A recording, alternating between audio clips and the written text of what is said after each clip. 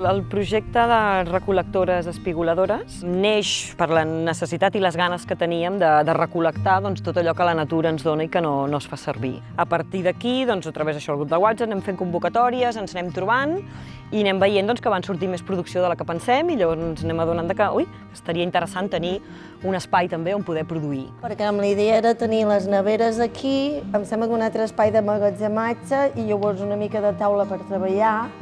I el que estem intentant fer és una cuina comunitària per poder transformar tots aquells productes que tant anem a recuperar de forma silvestre com també l'espigolació.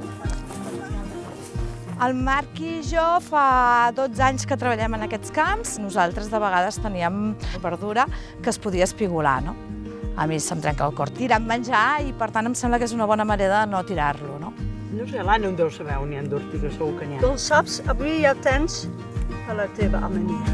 Hola, gràcies. Nosaltres creiem que és superimportant poder consumir de proximitat i que més proximitat que és tot el que tenim silvestre al voltant de casa, als nostres camps, als nostres jardins. I sobretot recuperar aquestes plantes oblidades que ens aporten recetes i costums i coses i tradicions. En temps de sequera, en temps de canvi climàtic, aquestes plantes són les que segurament ens podran arribar a salvar, no? Que són les que millor s'estan adaptant als canvis climàtics i per tant és fer-les més visibles dins les nostres cuines.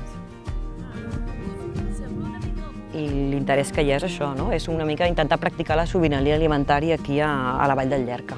En grup, de poder aportar les meves experiències, aprendre de vosaltres. És fantàstic.